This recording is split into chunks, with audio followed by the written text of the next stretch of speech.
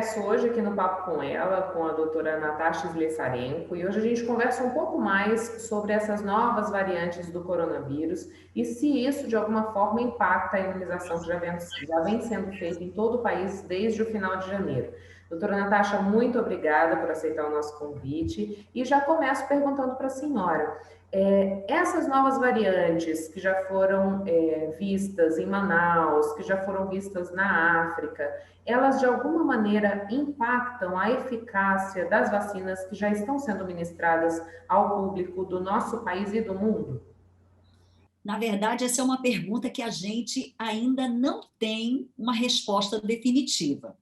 A África do Sul chegou a interromper aí a vacinação com a vacina da AstraZeneca, né, com a vacina de Oxford, exatamente porque, segundo eles lá, em dado momento, eles acreditam que essa vacina não terá eficácia por causa dessa variação, dessa escrita lá, que é a chamada variante P1 351.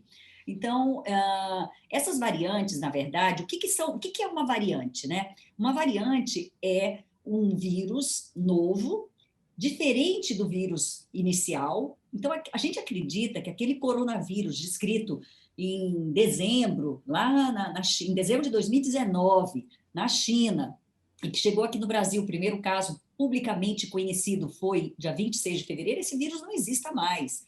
Tamanha quantidade de mutações que ele já sofreu. Cada vez que ele entra num organismo novo, ele se multiplica, a cada multiplicação, ele vai sofrendo pequenas modificações, que são as chamadas mutações. É como se você fosse tirar xerox. Você tira um monte de xerox, um sai meio torto, outro sai meio apagado.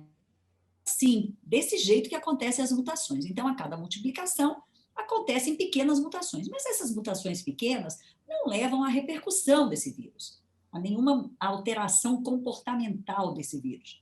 Entretanto, quando tem várias mutações, muitas, e que essas mutações, então, acabam levando a modificações estruturais, a modificações no comportamento desse vírus, a gente chama de variante. Então, variante é um novo vírus, digamos assim, originário daquele vírus anterior, que sofreu uma série de mutações. Mutações essas que culminaram com alterações significativas nesse vírus, tá? Então, hoje são descritas três mutações chamadas de... três variantes que são chamadas de variantes de atenção, ou VOC, V-O-C, Variants of Concern, variantes de atenção ou variantes de preocupação. Então, essas variantes realmente deixando a comunidade científica bastante preocupada. Por quê? Porque a gente não sabe, primeiro, o que é que elas podem levar. A gente já sabe uma coisa certa, elas se transmitem mais, então faz com que esse vírus seja muito mais transmissível, que é o que a gente viu lá em Manaus, muita gente ao mesmo tempo pegando doença, então ela se transmite mais, ela tem um poder, digamos assim, de 50% a 74% de se transmitir mais. Ok? Se ela leva a mais mortalidade, isso a gente ainda não pode dizer. Se ela vai escapar dos exames sorológicos, se a sorologia que a gente tem hoje, se o PCR que a gente tem hoje vai... Essas variantes a gente também ainda não sabe.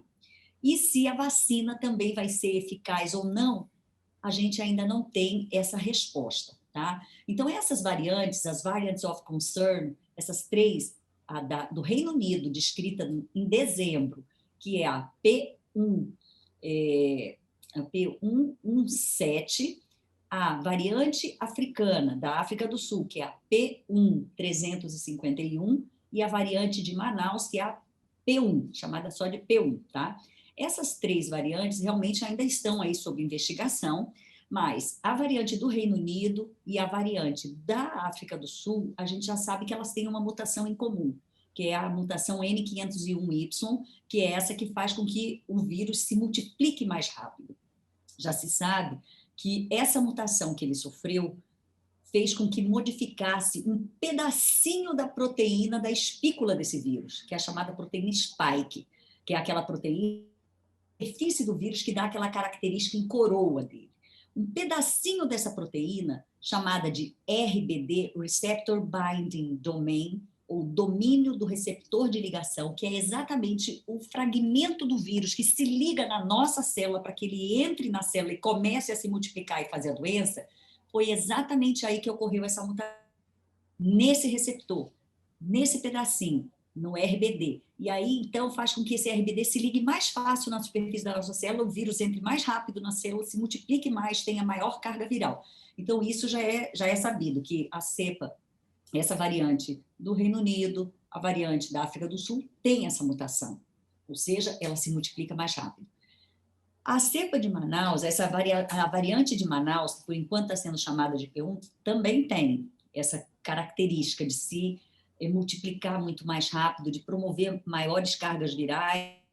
Agora, se ela é mais letal, a gente não sabe. Você fala, pô, mas morreu tanta gente lá em Manaus. O problema é que Manaus é uma cidade que recebe pacientes do estado inteiro. O Amazonas é o maior estado do Brasil e tem um sistema de saúde público ainda bastante deficitário. Se eu tenho uma cepa, em dezembro, essa cepa P1 já era responsável por cerca de 60% dos casos de Manaus, que era uma cidade que já tinha mais da metade da população com sorologia positiva para aquele vírus anterior. Então, realmente, É a imunidade de rebanho, né? já tinha aí quase uma imunidade de rebanho, metade da população, mais da metade já tinha anticorpo para aquele vírus anterior, daquela primeira onda, e de repente 60% dos casos com esse novo vírus tem alguma coisa. E aí foi então que se descobriu que era essa nova variante.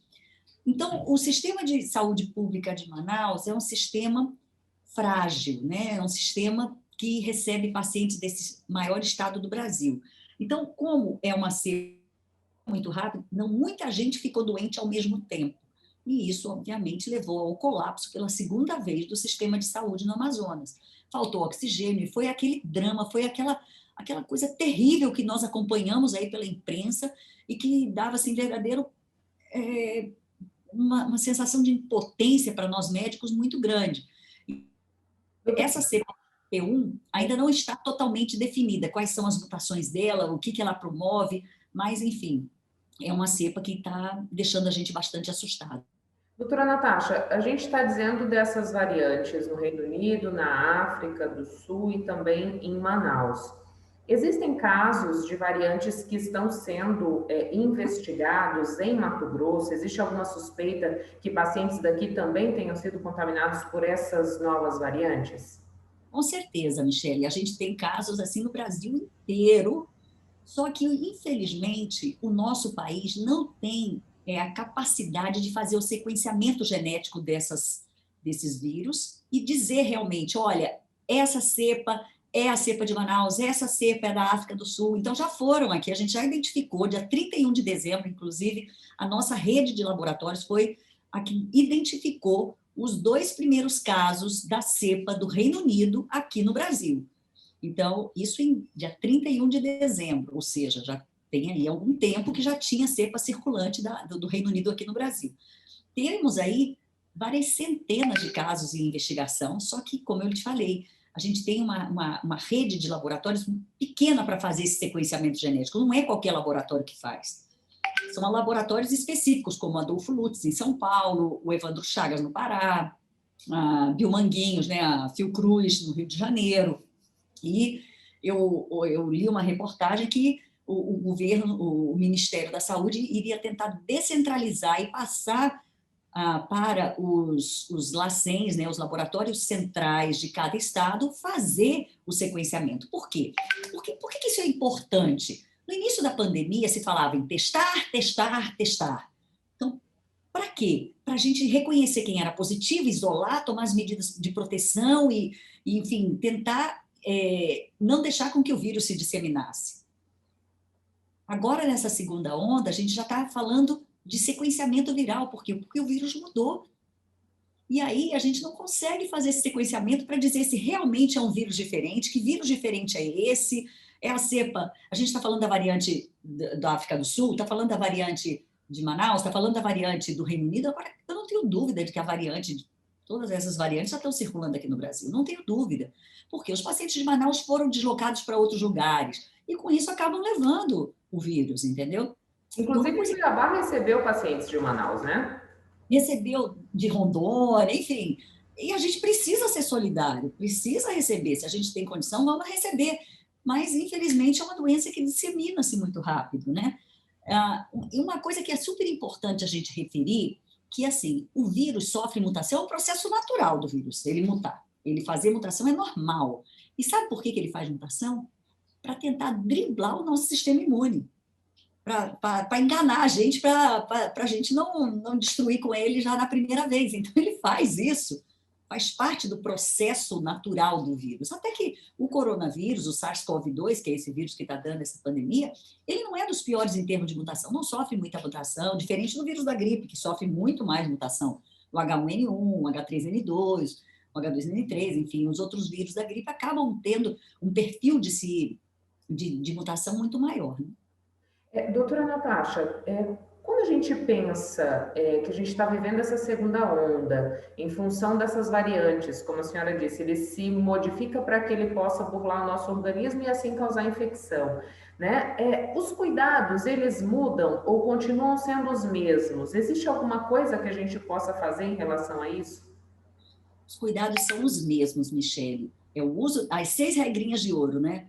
Uso da máscara, manter o distanciamento de 1,5 metro de uma pessoa para outra, evitar aglomerações, preferir ambientes ventilados, lavar sempre as mãos com água e sabão, na ausência de água e sabão usar o álcool em gel e na menor presença de sintomas, se isolar e procurar o médico e fazer o exame. Pronto, essas são as 6 regrinhas de ouro. E essas regrinhas de ouro valem aí para essa segunda onda, ou para o repique da primeira, para essa, mesmo depois de tomada a vacina, nós vamos precisar continuar fazendo essas medidas. Tudo isso que a gente está vendo está acontecendo por causa do quê? A gente teve aí eleições municipais que levou à aglomeração, nós tivemos festas de final de ano, nós tivemos agora o carnaval, que apesar de ter sido proibido, infelizmente a gente viu aí o acontecimento, várias festas clandestinas. E, infelizmente, aqui na nossa cidade, a gente passa em determinados pontos, aqui está lotado de gente, ninguém sem máscara, aliás, ninguém com máscara. Então, assim, a gente fica realmente bastante apavorado de ver que as pessoas parecem que não têm a consciência da gravidade. Já morreram mais de 240 mil pessoas no nosso país, são mais de 10 milhões de infectados. Claro, graças a Deus, a imensa maioria recuperado. Mas nós perdemos vidas de pessoas ainda não sem comorbidades, que a gente fala muito, né? Olha, os idosos acima de 60 anos, os muito idosos, acima dos 80, as pessoas obesas, os hipertensos, os diabéticos, os imunodeprimidos. Mas a gente está vendo pessoas jovens morrer. Nós estamos vendo pessoas sem comorbidades morrer. Isso por quê?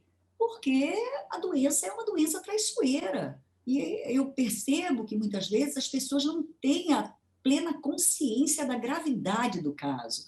Infelizmente, eu acho que temos aí um desafio grande aí pela frente, que é conseguir vacina, e vacina para grande parte da população. Isso aí eu acho que no momento deve ser o foco de todos nós. Não adianta olhar para trás, pelo retrovisor, e falar, ai, mas a gente errou, a gente fez isso, e priorizamos isso. Não, acabou, chega, vira a página, vamos lá, encarar um novo momento. Estamos aí com a pandemia ainda em números assustadores, com uma média móvel de mortes, com mais de 1.000 mortes por dia, já há quase um mês, se não me falha a memória, o que deixa a gente, assim, muito preocupada, essas variantes acontecendo, a falta de vacina. Nós temos um Programa Nacional de Imunizações, o PNI, que existe aí há quase 50 anos, e que é modelo para o mundo de um programa de saúde pública, de um programa de inclusão social, que tem uma grande quantidade de vacinas, uma capilaridade. Imagine um país de dimensões como o nosso. Se a gente for contar só Mato Grosso, se a gente somar o território da Alemanha, e da Espanha e da Itália ainda é menor do que Mato Grosso. Então, e a gente tem essa rede, essa capilaridade para vacina, ou seja, a gente tem rede de frio, a gente tem colaborador que sabe fazer vacina, a gente tem infraestrutura, o que a gente não tem é vacina. Então, a gente precisa fazer com que tenha vacina, priorizar isso, que a vacina seja distribuída por esse interior, por esses municípios todos. Não adianta não tomar vacina. Não tomar vacina não pode ser uma atitude individual, a gente tem que pensar no coletivo. Essa imunidade de rebanho, que você muito bem colocou, a gente só vai conseguir. Por que é importante conseguir a imunidade de rebanho? porque ela diminui a circulação do vírus. Quando 70% da população estiver vacinada, o vírus vai chegar, vai passar em mim, eu estou com anticorpo, ele morre. Vai passar em você, ele morre. Aí ele começa a ficar fraco e deixa de circular. Mas, para isso, pelo menos 70% da população tem que estar vacinada. E a gente está muito longe disso. Isso que eu ia perguntar agora, doutora. A gente começou a imunização no final de janeiro, mas cálculos mostram que para que a gente possa vacinar o Brasil inteiro no ritmo que a gente está, vão ser necessários pelo menos 4 anos.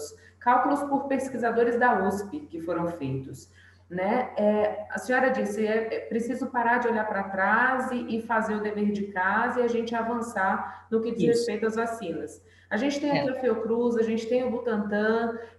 De que forma que a gente pode virar essa página e correr atrás do prejuízo mesmo? Né? O Pazuello, esses dias, deu uma entrevista dizendo que o Brasil tem vocação para produzir vacina, só que a gente ainda depende dos insumos que vêm de fora, né? Exatamente.